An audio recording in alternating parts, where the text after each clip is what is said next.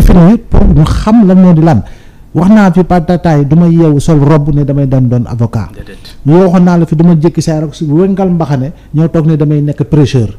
toog si télé bi di waaraate di jël alxuraan bi di ko damm di jël xadis yi di ko jaxase. di wax lu ma neex. tu vois su boobaa ñu jël matukaay sama kaw. du ma yeewu rek ñu jox ñu dugal ma studio ñu ne ma animateur laa. tey dinaa jaawale bouton yi. parce que du sama liggéey. xaw ma ko jomb et cetera et cetera donc domaine boo gis dafa am métier la. te métier boobu tamit da nga koy jàng c'est-à-dire que dañu naan sax suñu naataangoo yi da ngay gis ñu naan journaliste bi naan sama chroniqueur bi naan sama collègue bi. sama naataangoo journaliste bi day dem ba jàppee boppam journaliste. ñu si bari du ma ne ñëpp de. am na ñoo xam ne dañuy rappeler toujours qu'ils ne sont pas journalistes dañ koy wax am na si ñoom. mais am na ñoo xam ne ils te disent nous les journalistes alors que yow amul lu déterminé lu tax ñu ne journaliste nga. oui bari na de. voilà amul lu déterminé que ni yow journaliste nga. Tu n'as jamais recueilli de l'information, tu n'as jamais traité de l'information, tu n'as jamais travaillé à la diffusion d'une information, surtout que le journaliste travaille dans une rédaction. Xam nga après lii naan lu si des nag ay mottali la journaliste bi dafay lii journaliste bi présenté journaliste bi dafay nangam waaw man maa ngi nii je parle sur les plateaux en tant que c'est tout mais je présente en même temps émission. xam naa émission du ma xam ne danga koy présenté. tu vois am na ay bindukaay yoo xam ne ba tey damay bind. comba voilà donc loolu moo di qualification professionnelle. waaye doo yow rek xëy bum ñu ne chroniqueur bi après ñu xëy suba ñu ne journaliste bi. évoluer ba nekk journaliste. ñu bëri aussi dañuy méngoog loolu ak la liberté d'expression jàpp na xëy na démocratie moom moo évoluer liberté d'expression évoluer ba ku nekk aussi am droit à la parole. non xam nga on est à l'heure des nouveaux médias comme on le dit mais les médias classiques restent les médias classiques. tey boo buggee xam l'authenticité de l'information lu sur bari médias classiques yi qui font le travail sérieux de recoupement daañu la wax la bonne information te fa nga koy jëlee ba pare réseaux sociaux yi doo ko relayer mais ce n'est pas l'inverse tey le journaliste ne va pas chercher dans les réseaux sociaux pour authentifier une information ce sont les réseaux sociaux qui doivent venir au niveau des médias professionnels pour chercher la bonne information. Si les médias professionnels, bien entendu, travaillent sur la bonne information et non pas sur la désinformation. Donc, loolu moo si nag liberté d'expression nag boo gis foo dem la liberté d'expression est encadrée. du lu la neex ngay wax lu la neex ngay def un pays est régi par des lois et règlements. effectivement c'est clair yaa ngi évoqué léegi lu am solo moom mooy les médias traditionnels actuellement am na loo xam ne ni bu xewee sur les réseaux sociaux mën nañu ko comprendre mën nañu ko pardonner mais bu ñëwee si dans les médias traditionnels aussi ça pose problème surtout les chroniqueurs yi nga xam ne actuellement ñu ngi gagné seen place ci médias traditionnels yi nga xam ne aussi. waaw mais xam nga. voilà tout est encadré loo gis dafa am cahier de charge. cahier de charge daf ñu tënk. cahier de charge moo ñu tënk. te cahier de charge bi boo ko wàccee dafa am ku ñu fi teg ñu ne la mooy le régulateur. le régulateur moo war a def li mu war a def te loi moo ko may. loi moo ko ne yow régulateur bi lii ak lii moo am. tey boo demee CNRA dafa am ay pàcc. dafa am ñoo xam ne seen xam-xam dafa màcc ci wàllu culture. dafa am ñoo xam ne seen xam-xam dafa màcc ci wàllu politique. dafa am ñoo xam ne seen xam-xam dafa màcc ci wàllu leneen ak leneen ay pàcc la collège la c'est un collège. comp tey jii nii dañu am ay écran di superviser di xool film yi théâtre yi téléfilm yi dafa am campagne buy jot dañuy sukkandiku su loi rappeler ni ñu ngi ci pré-campagne amuloo lii am droit amul lii amul lii donc mais le régulateur bi nag su xaaree ba ñëpp ñaxtu wax ana CNRA ana nangam boo génnee communiqué c'est là où ça pose problème. Oui. Merci après la voilà comp donc je pense que yow yaay régulateur tu dois prendre pleinement ce rôle sukkandiku ci loi pour véritablement mën na wax li nga xam ne moo am on ne va pas attendre qu'il y ait des dérives dans les téléfilms séries sénégalaises yi nga xam ne ñu ngi déstructurer suñu tissu social yaa ngi dégg ñu ngi ñuy créer ay conditions de vivre des antivaleurs ñu ngi dëggal inceste ñu ngi dëggal adultère femme mariée am far léegi dafa mel ni ñaqal nañ ko fayda boo xam ne mar de musiba ak lu sa jëkkër bon ak lu sa jëkkër mënta mel je dis encore une fois am na loo xam ne waroo soo mën a yegg donc yooyu yëpp ñu koy wane ci téléfilm yi général yoon moo ko may mu am mën a dugg ci loolu am na ñu mu ci jël comme décision xam nga donc dañu ne ko conseil national de régulation de l'audiovisuel. lenn moo si problème. on a adopté le nouveau code de la presse bu ñu ko adopté ba tey gis nga si la ñu sukkandiku selon le code de la presse en son article nangam selon le code de la presse en son nangam et cetera et cetera. ñu wax lan mooy organe de presse lan mooy entreprise de presse lan mooy journaliste c'est le nouveau code qui le dit. et dans ce nouveau code là le CNRA n'existe pas. ci nouveau code bi. oui donc on doit faire les réformes on doit opérer les réformes pour que CNRA migre en ARCA haute autorité de régulation de l'audiovisuel. haute autorité de régulation boobu moo ëppi loxo moo ëppi baaraam fi mu mën a juux CNRA amaana du fa yegg. pour le moment su conformément ak loi yi ko xam ne ñoo ko tënk.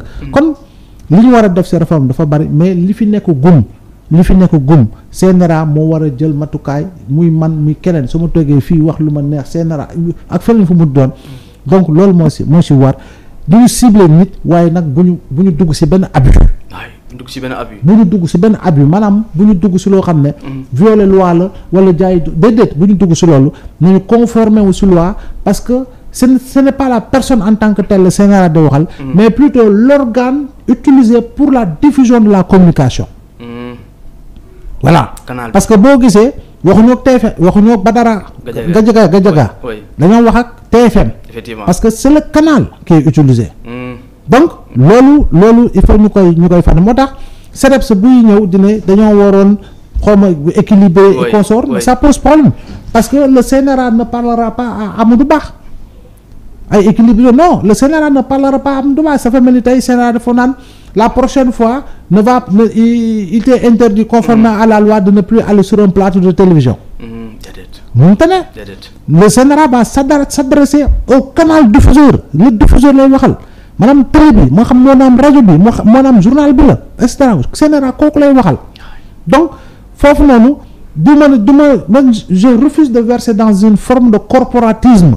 si loo xam ne dañu naan parce que am na lu fi nekkoon ñu doon jàpp ni at la concernant ay tëj média ab tëj télévision am na fi tëj nañ fi Sen TV tëj nañ fi Walfadjri Cour suprême mu dina ko jox dëgg comp yooyu la ñuy wax ay abus encore une fois kon CNRA bu Mamadou Oumar Ndiaye waxuñu la dañ nga non opérer des ruptures non tënkul si loolu la loi jox tënkul si loolu la wax aussi sem voilà parce que télé bi ngay wax noonu il faut nga bañ ko nangu y a des professionnels ñoo xam ne c'est des journalistes professionnels agréés di def seen journaliste ni mu waree xam nga tu vois des émissions pointues xam nga avec véritablement benn niveau bu élevé ma jël sama exemple si sama turandoo rek xam nga Abdoulaye Cissé par exemple qui fait véritablement ay émissions yu pointues avec des invités et en toute responsabilité kon boog doo ne ñooñu déedéet benn émission la boo xam ne effectivement ka fa toog dafa nekk chaque vendredi effectivement moom assez souvent mooy verser dans des dérives verbales et ces dérives verbales là keneen ku mu muntu doonoon tam dañ koy war a wax dérive verbale mënoo toog yow tu n'as qu'une seule mission mais mën nga ne des fois ñu ne ok tey am na dérive de non tey moom gars yi moom dañoo xaw a franchir ligne mais ça ne peut pas être tous les vendredis. C'est ça le problème peut-être dès que la première fois ñu gis. non parce que mënuloo chaque vendredi. yow même angle de traitement nga am maanaam attaquer une personne. loolu nag ça pose problème. c'est ça le problème. du point de vue éthique et déontologique foofu la poser problème. combo. mënuloo ka ca jiitu woon.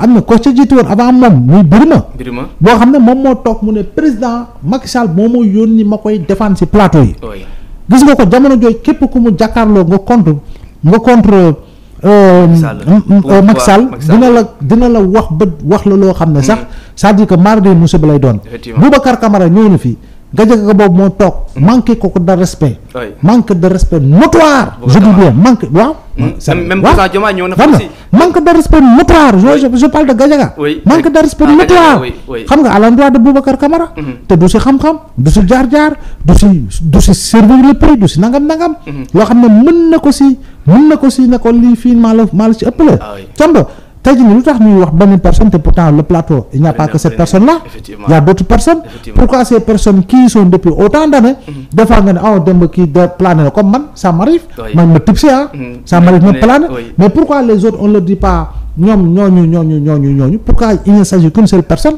et toujours c'est lui. oui. Pourtant les autres sont là-bas depuis combien d'années?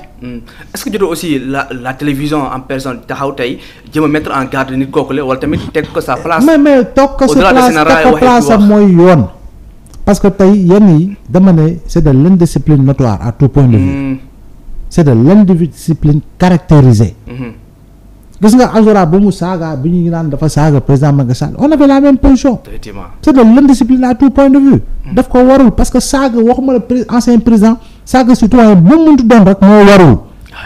au-delà de d'autres aspects yoo xam ne mën nga si dugg par rapport à un choc psychologique xam nga li nga dund nu mu taree en judd na et cetera et cetera. voilà mais y a des choses yoo xam ne sur la place publique nga warul.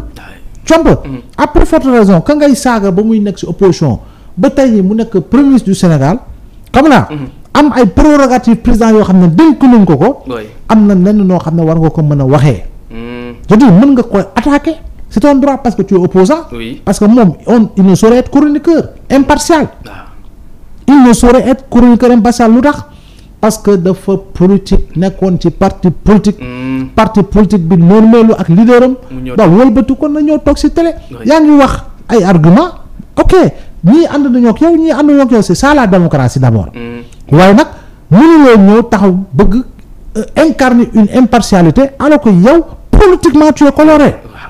Ça pose problème. Tu es politiquement coloré. donc loolu déjà mooy problème. voilà ñu bari gis nga leen ne laan chroniqueur te ñoom ñëpp ñu ngi woon ci ay parti politique. ñu woon ci ay parti politique. ñoo impartial. ba non tu es coloré. tu es coloré. Amadou Ba aussi ñu bëri jàpp na xëy na waru woon dem foofu parce que tamit nekkul la première fois mu dund lu ñu mel demoon na jàkkaarloo pendant le mois de Ramadan mu dund lu ñu mel. moom mooy tànn dem lu boo demee loolu dal tam yow. oui yaa tànn dem foofu am na feneen foo xam ne fa lañ ko njëkk annoncé dem fa. mu dem Seneweb effectivement Seneweb. avec d'autres chroniqueurs il a je sais pas ce qu'il s'est passé entre temps mu dem. te boo demee xam nga ki nga fay fekk yéen amoon nga accrochage ba mu wax ay propos yu déplacé ba ñëpp ñaawlu ko woon. effectivement xam nga kooku il va récidiver. te yow tam di nga am position boo xam ne da nga ne bee passé xawoon naa am na ma mel. mais bi yoon nag bu débordé du ma ko may dara. te boo moytuwul tamit boo toppee ñooñu ci seen jeu yow ci boppam di nga dem ba def ay dérives. parce que il faut quand même que les gens puissent maîtriser un peu le sens de la communication am na ñoo xam ne ñoom seen modus operandi xam nga mooy lan. oui saa boo toogee ci plateau au lieu ñu